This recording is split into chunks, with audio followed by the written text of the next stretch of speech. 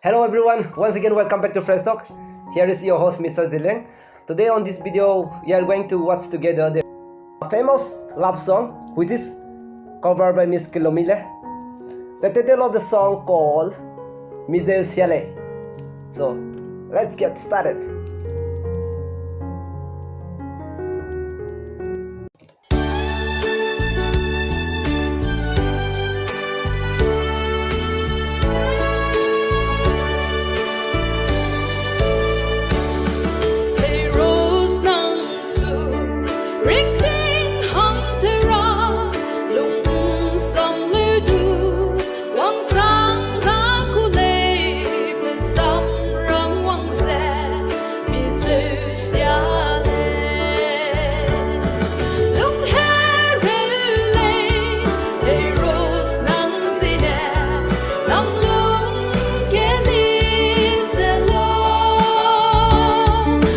Savas, le tetsilo, pemiking ngan di tak pi tiga lungot, sanglah, mas orang gai kum.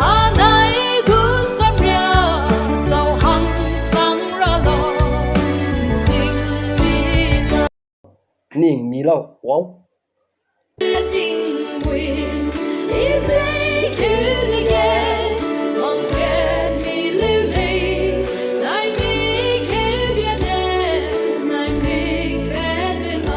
Wow, what the lyrics!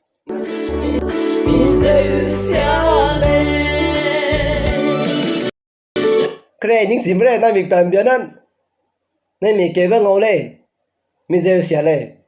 Post cái comment em lại vì mình là comment section cái răng nó prim bảo sẽ nó confuse bị không. Nay mình tạm biến ăn, nay mình kể với ngô, mình sẽ xả lệ. Ôi, what a lovely lyrics, yeah.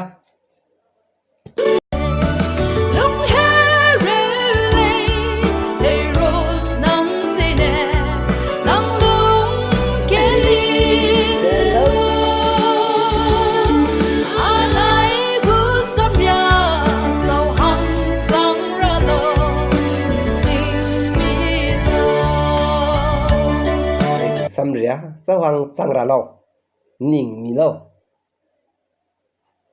suy xia xia vì sao bớt xỉa à?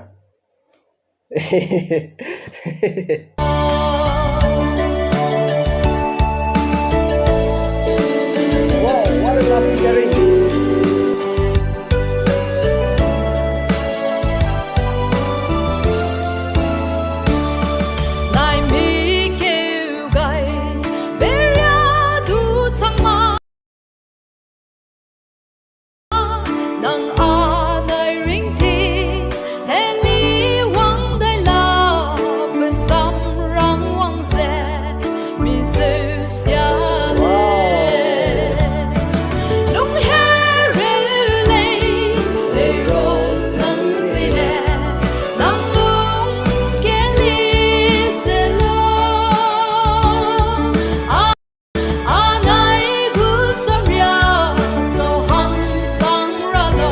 Miang ate na key de hide biko kana ge pa kwa da kapo key lui apo original track na te be ja alungan sang sa sa chilak le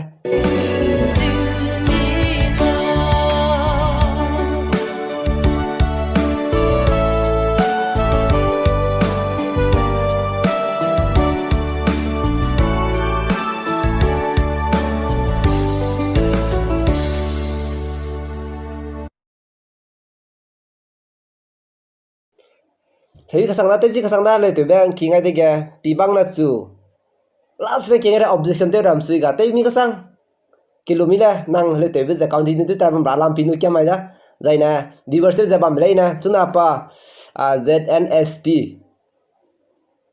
season 2 boys contest ke pa participate lo le bechule ja hai na support lo pata ge quality bam si de le si be ga apo na request en doi ja pugu ka contest te jabam du kele pale du chi bechi da ga anui du quality la dei bechi lu ja puchu te chu ara ising de le se ba apo video ko pm le so ka du ranga la le